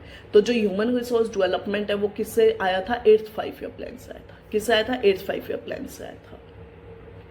सेबी का जो एक्ट है, ठीक है, सेबी वाला जो एक्ट है वो कब पास हुआ था आपका 1992 में, securities exchange board of India. और ये सेबी का जो मतलब कंट्रोल होता है किस पे होता है, शेयर एंड स्टॉक मार्केट पे, ठीक है। 1992 इज द करेक्ट आंसर। अच्छा, नाबार्ड अभी हमने कहाँ देखा था, 82, ठीक है, नाबार्ड 82, ये 92। तो आपको थोड़े से ईयर्स में भी ना ऐसे याद रखना है। ओके, सीधी के टेस्ट है, आपको लिखने ही है, और आप में से बहुत बच्चे लिख भी रहे हैं, so that is well and good. Physical deficit अभी हमने पीछे देख ही लिया। फिजिकल डेफिसिट के अंदर जो हमने एक देखा था, एक तो था प्राइमरी डेफिसिट। प्राइमरी डेफिसिट के अंदर क्या था, फिजिकल डेफिसिट के अंदर से जब हम इंटरेस्ट पेमेंट निकाल देते तो उससे हमें क्या गवर्नमेंट की पूरी बोरोइंग्स का पता लग जाता है कि इतना निकल गया तो अब इतना पैसा, ठीक है। फिजिकल डेफिसिट में क्या होता है कि गवर्नमेंट का टोटल जितना भी खर्चा उसमें से टोटल इनकम निकाली जाए। मतलब फॉर एग्जाम्पल गवर्नमेंट का जो टोटल एक्सपेंडिचर है, मान लेते हैं वो समथिंग सम 100 करोड़ का, ठीक है, जस्ट फिगर एक बार लिया हमने, ठीक है। और उसमें से जो टोटल रेवेन्यू था गवर्नमेंट का, ठीक है, मान लेते वो कितना था, 100 करोड़ का आपका एक्सपेंडिचर हुआ है, ठीक है। और उसमें से अगर गवर्नमेंट ने सपोज करते 110 लगा दिए तो ये 10 करोड़ जो है वो क्या आ गया उनका, गैप हो गया, ठीक है, यानी उतनी कमी रह चुकी है उनके पास। तो एक्सपेंडिचर ज्यादा है, रेवेन्यू कम है, ठीक है। और फिर इसको फुलफिल करने के लिए अभी हमने देखा था कि वो क्या करते हैं, बोरोइंग्स करते हैं, ठीक है, बोरोइंग्स। और फिर बोरोइंग्स के बाद में क्या होता है, जो उन्हें लोन लेने पड़ते हैं, और लोन लेने के लिए समटाइम्स क्या होता है, क्राउडिंग आउट हो जाता है, ठीक है। डिसगाइज अनएम्प्लॉयमेंट जब हमने सीजनल डिस्कस की थी, साइक्लिकल डिस्कस की थी, तो मैंने आपको बताया था। तो डिसगाइज अनएम्प्लॉयमेंट किसके अंदर होती है, एग्रीकल्चर के लिए होती है अंदर, ठीक है। एग्रीकल्चर के अंदर क्या होता है कि फॉर एग्जाम्पल हमें किसी काम को करने के लिए 5 लेबर चाहिए, बट उसको करने के लिए पूरी फैमिली लगी है, फैमिली में मान लेते हैं 9 लोग हैं, ठीक है। तो अब ये जो 4 लोग हैं, ये क्या डिसगाइज्ड अनएम्प्लॉयमेंट है, मतलब कि वो काम कर रहे हैं बट वो दिख नहीं रहा, यानी उसमें मार्जिनल प्रोडक्टिविटी नहीं निकल के आती, तो वो क्या होता है, डिसगाइज्ड अनएम्प्लॉयमेंट, ठीक है। डब्ल्यूपीआई का बेस ईयर ऑलरेडी डिस्कस हो चुका है 2011 से 2012। डब्ल्यूपीआई के अंदर और भी हमने क्या क्या डिस्कस किया था कि एक तो क्या नहीं आती, सर्विसेज नहीं आती, ठीक है। डब्ल्यूपीआई के अंदर क्या क्या नहीं आता है, सर्विसेज नहीं आती है, fine. Twin balance sheet problem किसको बोलते हैं, ये एक अच्छा फिनोमिना है और ये काफी न्यूज में भी था। तो ट्विन बैलेंस शीट बताइए किसको बोलेंगे, जब 2 लोगों की बैलेंस शीट बिगड़ जाती है, यानी उसमें इश्यूज आ जाते हैं। तो वो क्या होता है, एक तो बैंक को, एक कॉर्पोरेट, मतलब कॉर्पोरेट की बैलेंस शीट जो होती है बहुत स्ट्रेस्ड होती है, उसमें बहुत लॉस होते हैं, उनके एनपीएस हो जाते हैं, मतलब पैसा डूब जाता है, तो उसकी वजह से फिर जो बैंक है उनका एनपीए बन जाता है और फिर वो लॉस हो जाता है। तो ये होता है ट्विन बैलेंस शीट, ठीक है। पॉवर्टी जो लाइन है इंडिया के अंदर, ठीक है, जो पॉवर्टी है बेसिकली वो किसके ऊपर मेजर की जाती है, पॉवर्टी लाइन बताइए इंडिया के अंदर किस पे होती है, एक्सपेंडिचर पे होती है, क्या पॉवर्टी लाइन है history. In which year was the GST implemented, this is quite easy, 2017। और ये क्या इनडायरेक्ट टैक्स है, क्या जीएसटी वाला, ठीक है। उसके बाद में 101 कॉन्स्टिट्यूशन अमेंडमेंट किससे रिलेटेड है, जीएसटी से। इंडिया के अंदर ओपन मार्केट ऑपरेशंस कौन कंडक्ट करता है, उससे पहले हमें क्या पता होना चाहिए कि जो ओएमओज होते हैं, ठीक है, ओएमओज को मतलब आरबीआई कंडक्ट करता है सबसे पहले। उसके बाद में जो ओएमओज होते हैं ये क्या है, मॉनेटरी पॉलिसी के टूल है, क्या है, मॉनेटरी पॉलिसी के टूल है। और मॉनेटरी पॉलिसी के अंदर जो टूल है और वो भी कौन से टाइप का है, क्वालिटेटिव या क्वांटिटेटिव, क्योंकि मैंने कल बताया था इससे क्वांटिटी इनहेंस होती है, ठीक है। तो ये कौन से क्वांटिटेटिव टूल है, ये आपको क्या पता होना चाहिए, ठीक है। और इसके अंदर क्या किया जाता है, जो सिक्योरिटीज होती है, सिक्योरिटीज को हम क्या कहते हैं, सेल परचेज करते हैं सिक्योरिटीज को, ठीक है। तो इसलिए भी ये थोड़ा सा क्या इंपॉर्टेंट हो जाता है। तो इसका आंसर क्या हो जाएगा, बोल आरपीआई, ठीक है। तो बस ये इतना सा है कॉन्सेप्ट, थोड़ा याद रखना आप, ठीक है। Consider the following statement with respect to balance of payment. Balance of payment क्या होता है, देखिए बैलेंस ऑफ पेमेंट क्या होता है, मान लेते हैं एक रिकॉर्ड होता है, ठीक है। तो उसके अंदर हमने जो दूसरी कंट्रीज या लाइक नो अपनी कंट्री को छोड़ के हमारी कंट्री के जितने भी दूसरे like no across the world relations थे, ट्रांजेक्शन्स जो हुए थे, ठीक है, उसको हम क्या कहते हैं, रिकॉर्ड करते हैं, ठीक है, कि लाइक जर्मनी से इतना, पोलैंड से इतना, अमेरिका से इतना, इंग्लैंड से इतना। और उसके बाद में अब जब ट्रांजेक्शन्स हुए तो वो तो कोई भी नेचर के हो सकते हैं ना, मतलब प्राइवेट यानी गवर्नमेंट एंड पब्लिक दोनों टाइप के रिलेशंस के ट्रांजेक्शन्स हो सकते हैं, ठीक है। तो जब हम उनको नोट करते हैं तो वो क्या होता है, आपका बैलेंस ऑफ पेमेंट, ठीक है। तो इसका आंसर क्या हो जाएगा, ऑप्शन नंबर सी, नाबार्ड। अभी हमने पीछे ही डिस्कस किया था, शिवागमन कमेटी, ठीक है, ये इंपॉर्टेंट है, Shivagaman committee. Okay, which of the following sources forms the part of the revenue receipt of the government. जो गवर्नमेंट होती है उसकी जो रेवेन्यू रिसीट, कितने टाइप की रिसीट होती है, 2 टाइप की, एक होती है कैपिटल रिसीट और एक होती है रेवेन्यू रिसीट, ठीक है। तो अब क्वेश्चन में हमसे क्या पूछा गया है कि जो रेवेन्यू रिसीट होती है वो कौन कौन से सोर्सेज वाली है। तो अब आपको इसमें क्या बताना है, रेवेन्यू रिसीट्स, ठीक है। चलिए सबसे पहले तो रेवेन्यू और जो कैपिटल है उसमें क्या डिफरेंस है, कि जो रेवेन्यू होता है, ठीक है, वो like know on the regular basis होता है, ठीक है। फॉर एग्जांपल आप अपने एम्प्लॉयज़ों को सैलरी देते हैं, आप कोई फी पे करते हैं या कोई लाइक नो इंटरेस्ट आपने पे किया, तो वो क्या होता है, रेवेन्यू रिसीट्स होता है। बट कैपिटल रिसीट्स जो होते हैं वो आपके एसेट को इम्पैक्ट करते हैं। मतलब कैपिटल रिसीट्स के अंदर क्या होता है कि आपने फॉर एग्जांपल कोई बिल्डिंग कंस्ट्रक्ट की है, कोई रोड कंस्ट्रक्ट किया है, आपने कोई लाइक नो इन्वेस्टमेंट लगाया है, ठीक है, तो वो आपका क्या हो जाता है, क्या हो जाता है, वो आपका कैपिटल, ठीक है। तो देखिए क्वेश्चन के अंदर क्या बोला गया है कि रेवेन्यू रिसीट कौन कौन से, तो देखिए इंटरेस्ट हमने जो गवर्नमेंट है, ठीक है, गवर्नमेंट ने इंटरेस्ट रिसीव की है किस पे, लोन्स पे, ठीक है, okay. Interest paid by the government on loans, interest को पे किया, सबसे पहले तो जो पे किया है तो वो क्या हो गया, एक्सपेंडिचर हो गया, ठीक है। तो रेवेन्यू एक्सपेंडिचर है, रेवेन्यू रिसीट नहीं है। सबसे पहले तो आप 2 को निकालिए। देखिए यहाँ पे ये क्या है, रिसीट लाइक नो कैपिटल है, रेवेन्यू है, तो ये है क्या, एक्सपेंडिचर, रिसीट नहीं है, तो हम 2 ऑप्शन को एलिमिनेट कर सकते हैं, ठीक है। चलिए, पेनल्टी और फाइन जो है वो गवर्नमेंट ने रिसीव किया, तो ये क्या रेवेन्यू रिसीट है, बिल्कुल पैसा आया है हमारे पास, प्लस ये रेवेन्यू नेचर का, मतलब फाइन और पेनल्टीज अभी मैंने आपको बताया जो डेली रूटीन किया, मतलब उनसे आपके एसेट नहीं बिल्डअप होंगे, ठीक है। लोन लिया है, अब देखो गवर्नमेंट ने लोन लिया है तो ये रिसीट, लेकिन पहली बात तो लोन है तो वो एक एक बड़ी चीज है, ठीक है। तो वो क्या है, आपकी लाइबिलिटी भी तो बढ़ा दी ना उसने, वो आई है तो आपको लाइबिलिटी है, अब आप लाइबल हो उसको पे करने के लिए, तो उस पर आपको एक तो लोन भी वो सॉरी इंटरेस्ट देना पड़ेगा, ठीक है। तो अगर आपने बोरोइंग किया, गवर्नमेंट ने बोरोइंग की है, तो वो तो क्या हो जाएगा आपका कैपिटल रिसीट, ठीक है, कैपिटल वाला हो जाएगा। तो आपका फोर्थ क्या हो जाएगा, एलिमिनेट हो जाएगा। अगर हम फोर्थ को एलिमिनेट करते हैं तो आपके दो ऑप्शन गए, ए एंड सी। अब देखिए वन में क्या था, इंटरेस्ट रिसीव किया तो इंटरेस्ट आया ना उनके पास, तो वो तो रेवेन्यू नेचर का है, तो फर्स्ट सही हो जाएगा और सी हमने देखा ही था सही हो जाएगा, ठीक है। तो इसका आंसर क्या हो जाएगा, बी।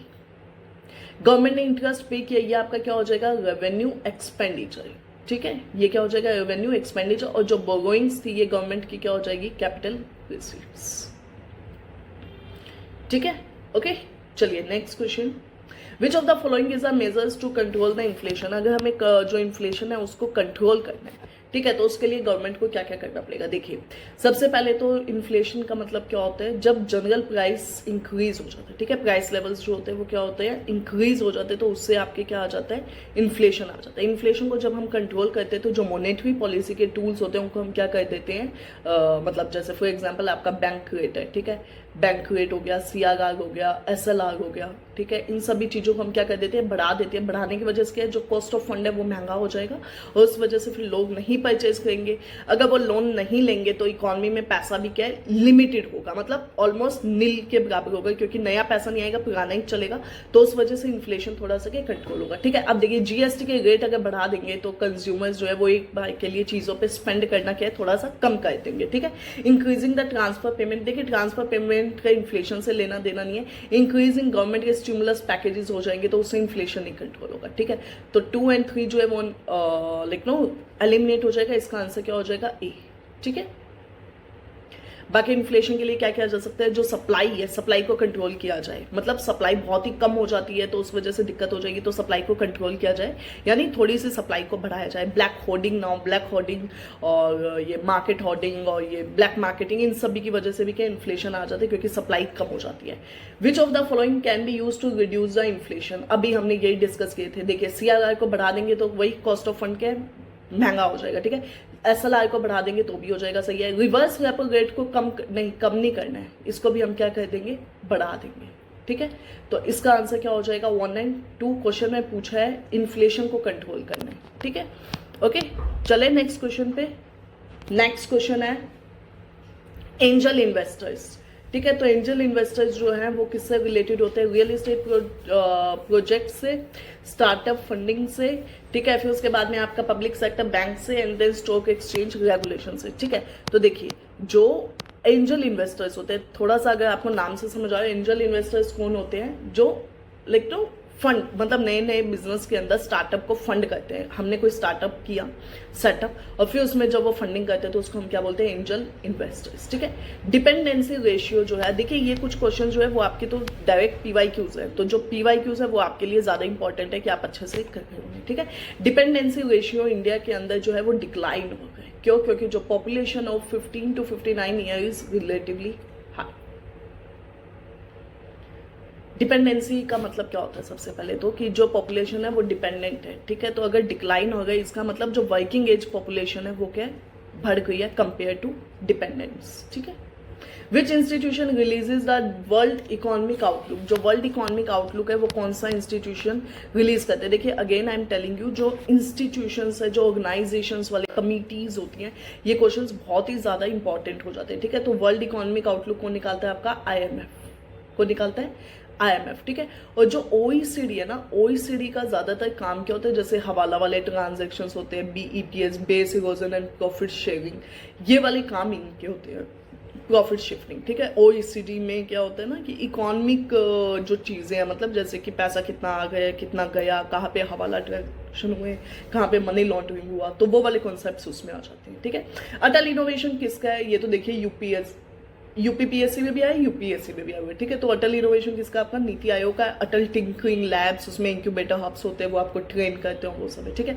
कल्चरल पॉवर्टी का आइडिया किसने दिया था, अगेन बहुत ईजी क्वेश्चन है, ऑस्कर लेविस ने दिया था, ठीक है। देखिए कल्चरल पॉवर्टी का मतलब क्या होता है कि मान लेते हैं कोई कम्युनिटी है वो पॉवर्टी में जी रही है, मतलब बहुत ही ज्यादा गरीबी में है, लेकिन क्या होता है कुछ लोग they try to make their life well, वो अपनी लाइफ के स्टैंडर्ड को ऊंचे करने की कोशिश करते हैं। कल्चरल पॉवर्टी का मतलब क्या होता है कि जब कुछ लोग ऐसा सोच लेते हैं या एक सेक्शन ऑफ सोसाइटी ऐसा सोच लेती है कि लाइक नो मतलब अब तो हमें ऐसे ही रहना होगा एंड लाइक नो हम कभी भी उससे बाहर नहीं आ सकते हैं, तो वो जो फीलिंग है मतलब कि अब ये संस्कृति ऐसी ही रहने वाली, आने वाली जनरेशन्स भी हैं वो कभी भी पॉवर्टी के जो क्लचेज है उससे बाहर नहीं निकल सकती। तो जब हम मान लेते हैं इस चीज को कल्चर में ले आते हैं अपने लाइक रोजमर्रा की जिंदगी में, तो उसे हम क्या बोलते हैं, कल्चरल पॉवर्टी, ठीक है। देखिए ये वाला जो कॉन्सेप्ट है ये आरएस मेंस में भी आया हुआ कॉन्सेप्ट है, ठीक है। आरएस मेंस में भी ये क्वेश्चन आया हुआ है एक बार, तो अब आप समझ सकते हैं कि कैसे लाइक नो किसी भी स्टेज के प्रीलिम्स के क्वेश्चन पेपर से हमें किसी स्टेज के मेंस के पेपर की भी हेल्प मिलती है। तो एटलीस्ट ठीक है, मतलब अब ये हो सकता है कि अब हम कहाँ तक जाएं या कहाँ तक पढ़ें या कितना पढ़ेंगे, लेकिन एटलीस्ट जो प्रीलिम्स के क्वेश्चन पेपर्स हैं या पीवाईक्यूज हैं उनको तो हम देख ही सकते हैं, ठीक है। चलिए the next question is which of the following measures can be adopted to promote the physical consolidation. Physical consolidation को प्रमोट करने के लिए हम क्या क्या कर सकते हैं। सबसे पहले तो फिजिकल कंसोलिडेशन क्या होता है बताइए। तो फिजिकल कंसोलिडेशन के अंदर क्या होता है कि जो गवर्नमेंट होती है वो कुछ पॉलिसीज लेती है जिससे उनके जो डेफिसिट है, मतलब जो अभी हमने पीछे पढ़े थे ना फिजिकल डेफिसिट, उनको कम कर सके, ठीक है। तो वो होता है उनका क्या, फिजिकल कंसोलिडेशन, ठीक है। अब देखिए फिजिकल कंसोलिडेशन के अंदर क्या होता है कि जो गवर्नमेंट है उसे क्या है अपना खुद का काम सेट करना है, ठीक है। मतलब अपने जो लॉसेज हैं उनको लाइक नो ओवरसेट करनी, ठीक है। तो इंक्रीजिंग द टैक्स बेस, अगर टैक्सेस बढ़ाएंगे वो तो उनके क्या रेवेन्यू बढ़ेंगे, क्या टैक्सेस बढ़ाने से क्या बढ़ेगा, रेवेन्यू बेस बढ़ेगा। तो रेवेन्यू बेस बढ़ेगा तो ये क्या फिजिकल कंसोलिडेशन का एक पार्ट है, ठीक है। तो जो सेकंड स्टेटमेंट है वो तो हो जाएगा सही। Supporting the export oriented industries, अब देखिए जो एक्सपोर्ट वाली इंडस्ट्रीज है अगर वो उनको सपोर्ट करेंगे तो उससे क्या होगा, एक्सपोर्ट बढ़ेगा। एक्सपोर्ट बढ़ने से जो बाहर की करेंसी है वो क्या है, इंडिया में आएगी, तो इनफ्लो होगा ना, जो फॉरेन की करेंसी है उसका क्या होगा, इनफ्लो होगा। इनफ्लो होने से हमारे यहाँ पे जो पैसा है उसका अमाउंट क्या बढ़ जाएगा, फाइन ओके। एक बार और देख लेते हैं, अगर हमने सब्सिडीज को बढ़ाया तो उससे क्या है, गवर्नमेंट का एक्सपेंडिचर बढ़ जाएगा। सब्सिडी को बढ़ाने से तो सरकार के खर्चे बढ़ जाएंगे और वो बढ़ा दिया तो फिर फिजिकल कंसोलिडेशन का जो आइडिया है वो खत्म हो जाएगा। फिजिकल कंसोलिडेशन क्या बोलता है कि जो उनके डेफिसिट है, ठीक है, इसको तो क्या करना है, मिनिमाइज करना है। और इसको मिनिमाइज करने के लिए गवर्नमेंट क्या करेगी, जो टैक्स रेवेन्यू है, टैक्स रेवेन्यू को क्या करना है, बढ़ाना है। अब इसको बढ़ाने के लिए गवर्नमेंट क्या क्या करने वाली है, मतलब पॉइंट ये इस क्वेश्चन का, ठीक है। तो इसका आंसर क्या हो जाएगा, 2 and 3, एक्सपोर्ट को बढ़ाना पड़ेगा, क्योंकि एक्सपोर्ट बढ़ाने से क्या होगा, जो फॉरेक्स रिजर्व है हमारे देश का वो बढ़ेगा, बढ़ने से गवर्नमेंट को हेल्प मिलेगी, ठीक है। Primary deficit, physical deficit minus interest payment, ये हमने देख ही लिया है, ठीक है। और जो आपका फिजिकल डेफिसिट क्या था, total expenditure minus total receipt. Which among the following committees associated with the tax reforms. Tax reform से हमारे इंडिया के अंदर कौन सी कमिटी जो है वो रिलेटेड है, ठीक है। तो देखिए अगेन कमिटीज वाले क्वेश्चन जो है वो बहुत ही ज्यादा इंपॉर्टेंट है, ठीक है। तो ये केलकर कमेटी हो जाएगी, इसका आंसर क्या हो जाएगा, ए। और ये आपने सब पढ़ी रखा होगा, ठीक है, इसमें कुछ ज्यादा खास नया नहीं है, ठीक है। Which of the following is not A part of the MSP. तो अब इसमें आपको क्या क्या पता होना चाहिए कि एक तो जो मिनिमम सपोर्ट प्राइस है, ठीक है, ये सोइंग के टाइम में डिसाइड हो जाता है, ठीक है। सोइंग कई बार क्वेश्चन में आता है हार्वेस्टिंग के टाइम पे होता है, तो देखो हार्वेस्टिंग में कैसे हो सकता है, आप फार्मर को पहले इंश्योर करोगे ना कि हम आपसे ये क्रॉप पे इतने पैसे में उठा लेंगे, आपसे ले लेंगे, ठीक है। तो सोइंग के टाइम में होता है। कई बार क्वेश्चन आता है आफ्टर सोइंग या बिफोर हार्वेस्टिंग या आफ्टर हार्वेस्टिंग, तो बिफोर सोइंग सबसे पहला, ठीक है। एमएसपी कितनी क्रॉप्स पे लगता है आपको वो पता होना चाहिए, और एमएसपी के अंदर कौन कौन सी क्रॉप्स आती हैं, ठीक है, क्रॉप्स का नाम, ठीक है, वो आपको पता होना चाहिए। तो कॉटन, व्हीट, राइस, टी। देखिए टी काफी एक्सपेंसिव ऑलरेडी है, ठीक है। तो टी जो है उसका हेडक्वार्टर कहाँ पे, आपके मनीला में, ठीक है, मनीला में आपका क्या हेडक्वार्टर है। एडीबी के अंदर भी अगेन 2-3 चीजें हैं, जैसे एक तो जो एडीबी है उसके अंदर जो मतलब फंडिंग और इन्वेस्टिंग है, ठीक है, उसमें मैं थोड़ा सा आपको बता दे रही हूँ। एक तो क्या है जापान, ठीक है, फिर आता है आपका यूएस, फिर आता है चाइना, फिर आता है इंडिया, ठीक है।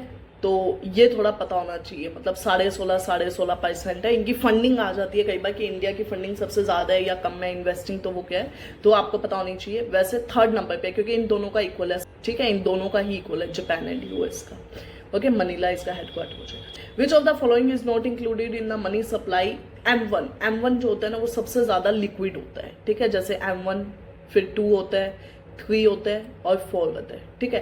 तो देखिए M1 में कौन सा नहीं आएगा, currency public demand deposit with public time deposit with public and other deposit with RBI. तो इसका क्या हो जाएगा टाइम डिपॉजिट, जैसे फिक्स्ड डिपॉजिट हो गया टाइम डिपॉजिट, तो ये बहुत टाइम लगता है होने में, ये लाइक ओवर द नाइट या कम समय में नहीं होते हैं, ये बहुत ज्यादा टाइम लगेगा, तो इस वजह से ये क्या है M1 का पार्ट नहीं होता, ठीक है। ओके, चले नेक्स्ट क्वेश्चन पे। The authority to issue currency notes of all denomination except one in India lies with. देखिए जो करेंसी नोट्स होते हैं सारे डिनोमिनेशंस के, ठीक है, तो वो इशू करने के लिए कौन सी अथॉरिटी इंडिया के अंदर, तो वो हो जाएगा आपका आरबीआई, ठीक है। और फंड वाला जो होता है वो क्या होता है ministry of finance, ministry of finance और currency notes RBI. Which of the following is not a feature of public good? Public good क्या होता है, जैसे पार्क हो गया, रोड्स हो गई, ठीक है, ये क्या होता है सभी पब्लिक गुड्स हो गए, हॉस्पिटल हो गया, तो क्या होता है देखिए, तो फॉर एग्जांपल एक ए है और एक बी है, अब ये दोनों हॉस्पिटल में है हमारे, ठीक है, तो अभी दोनों के लिए इक्वल है, वो चीज दोनों के लिए इक्वल है, लेकिन मान लेते हैं प्राइवेट हॉस्पिटल में गया ए और फिर गया बी, तो जो बी है वो तो अफोर्ड नहीं कर सकता उसकी फीस, तो अगर बी अफोर्ड नहीं कर सकता तो बी को वो डेफिनेटली अलाउ नहीं करेगा करना, ठीक है, तो ए जा सकता है क्योंकि वो अफोर्ड करता है, ठीक है। राइवलरी का मतलब तो क्या हो गया, देखो कि राइवल क्रिएट हो गया, ये एक जगह है एक नहीं, तो ये डेस्टिनेशन हो गया दोनों बीच में, तो ये दोनों के राइवल्स हो गए। बट पब्लिक गुड के अंदर नॉन राइवलरी कोई होती, मतलब कि कोई भी किसी का राइवल नहीं, आप भी जा सकते हैं हम भी जा सकते हैं, ठीक है, तो वो क्या हो गया आपके नॉन राइवल्स हो गए। तो पहला स्टेटमेंट तो पब्लिक गुड का फीचर हुआ। नॉन एक्सक्लूडेबिलिटी का मतलब क्या है कि एक्सक्लूड कोई भी नहीं, यहाँ पे देखिए ए भी है यहाँ पे बी भी है, बट यहाँ पे ए गया और बी नहीं जा पाया प्राइवेट हॉस्पिटल बिकॉज़ अफोर्ड नहीं कर सकता, तो ये भी इसकी feature. Divisibility and collective consumption, अब देखिए not a feature of public good, इसको सारे के कलेक्टिवली कंज्यूम कर, इसमें कोई भी डिवीजन नहीं होगा, तो इसका आंसर क्या हो जाएगा option number C options. And then अगर मान लो क्वेश्चन आ जाए प्राइवेट गुड में, मान लो एक आ जाए जैसे रोड हो गया, ठीक है, फिर आपका मतलब और क्या ले सकते हैं अपने रोड हो गया, ठीक है, हो गया हॉस्पिटल हो गया, ठीक है, एक ऑप्शन आ जाए कार, तो उसका आंसर क्या हो जाएगा कारपेट हो गया, ठीक है। इंक्लूसिव ग्रोथ की किसने बात की थी? अब देखिए हमने अभी थोड़ी देर पहले हॉस्पिटल चीजें डिस्कस की थी। ह्यूमन रिसोर्स डेवलपमेंट वाला कांसेप्ट है वो कौन से में आया था? 8th में आया था। इंडिकेटिव प्लानिंग जो है वो किसमें आया था? 8th में आया था, ठीक है। और आपका इंक्लूसिव ग्रोथ है वो किसमें आया था? 11th में आया था। ये चीजें आपको थोड़ी अच्छे से पता होनी चाहिए, ठीक है। ह्यूमन रिसोर्स डेवलपमेंट वाला जो कांसेप्ट है वो किसमें आया था? 8th में आया था, ये भी अभी हमने देखा था। Okay, so I hope you liked the session. We have completed around 80-85 questions. अब हम नेक्स्ट सेशन में नेक्स्ट वाला जो पार्ट है उसको डिस्कस कर लेंगे, ठीक है। एंड प्लीज़ जो इकोनॉमी के क्वेश्चंस हैं उनका आप थोड़ा एक्सप्लेनेशन भी अच्छे से पढ़ लेना। वैसे मैंने आपको डिटेल में ही समझाए हैं, बट स्टिल आप एक बार थोड़ा सा और डेप्थ में एक्सप्लेनेशन को पढ़ लेना, तो उससे क्या होगा आपके जितने भी पिन पॉइंट्स हैं वो कवर हो जाएंगे। और ज़्यादा से ज़्यादा फोकस क्या होना चाहिए, एक तो कमिटीज़ पे, कर्व जो होते हैं, ठीक है, उन पे होना चाहिए। स्टैगफ्लेशन वाला कॉन्सेप्ट, इन्फ्लेशन के कुछ 10-15 कॉन्सेप्ट है सिंगल लाइनर्स के, तो वो थोड़े आपको पता होने चाहिए, ठीक है। And please like share and subscribe my YouTube channel and let us meet in the next session. Till then take care and have a great day.